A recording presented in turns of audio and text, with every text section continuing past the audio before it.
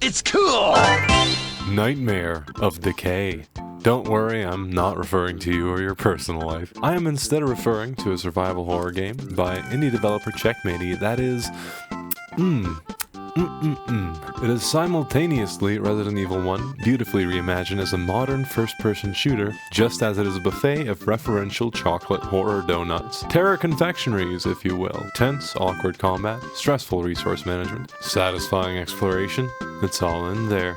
Well, minus the ferrying of items to and from your item box. That shit can burn in hell for all I care. That's it. There's your review. Go play it. If you aren't tied it over just yet, though, then crawl into my little video hole, darling.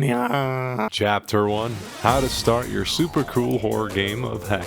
No, I would've. You're in your living room, slogging out over the latest partisan news coverage when suddenly you are beset by unease.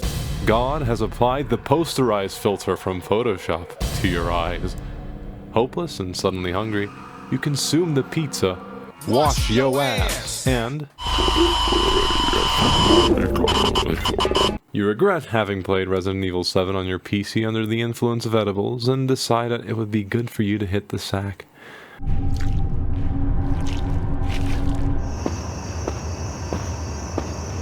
Welcome to the nightmare. A spooky, scary mansion, a panicked scream, and the ambience of night. This is the perfect introduction to the game. With the implication that this entire adventure will be of our protagonist's own reckoning, we have established that the slew of references to be found are contextualized as our protagonist's reflections on the media that he's consumed. For instance,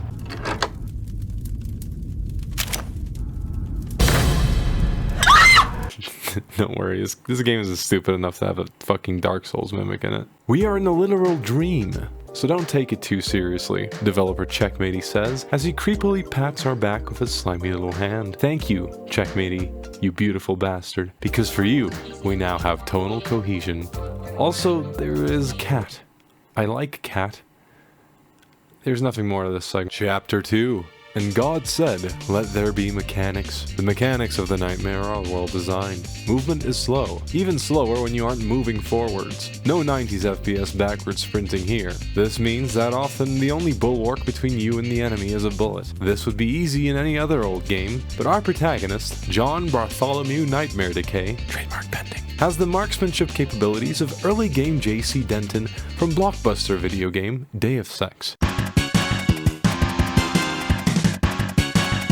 And as your rickety, Parkinson's-addled limbs struggle to aim, you might notice something else in the lower right corner of your periphery. Bullets are limited, very limited, so you'd better not miss, sport. The combination of stunted movement, limited resources, and ataxic shooting capabilities can make fights tense to say the least, especially so when the thing you're trying to kill soaks up half your ammunition supply and moves at the speed of Pyrocynical approaching the nearest hydrogen sulfide plume. It's so satisfying. So, you'll be looking for every advantage you can get your hands on, and if you seek, you shall find. It is wonderfully relieving to stumble upon a couple of loose shotgun shells tucked away in the corner of a bathroom stall. I won't die. Not today, you think to yourself. Now, this experience from my day-to-day life as a South African resident might seem like a non sequitur, but it is actually analogous to what you feel playing this game. Oh, and ammo isn't the only thing you're trekking around for, of course. There are puzzles galore. In pure reverence of the old Resident Evil formula, the mansion unfolds like a toy box of keys and simple puzzles, a la Metroidvania. Each new item discovery gets your mind to harken back to that one weird doohickey, that one locked door, that one sounding video that unlocked your hidden sexuality, making you excited to trek back and see what spooks and spoils the mansion holds. Oh, and speaking of racial slurs, Chapter 3.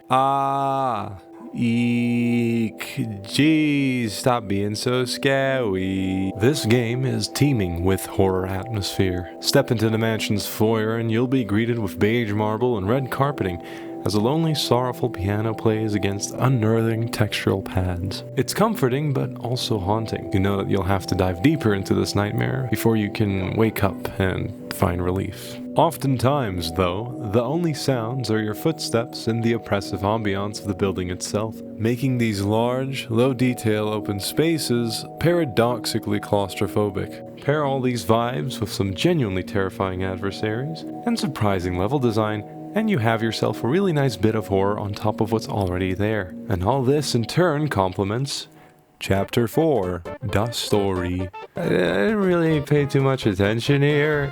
There's some notes and they flesh out the backstory. There's a cat. There's even a cool cutscene or two. I thought it was neat. Listen, I don't care very much. Chapter 5, Conclusion. In lieu of this comprehensive, very serious review, I would like to score this game 7 Resident Evil references out of 1 Monty Python reference. Slayface Epic Reddit Chungus 100, highly recommended. Go buy it and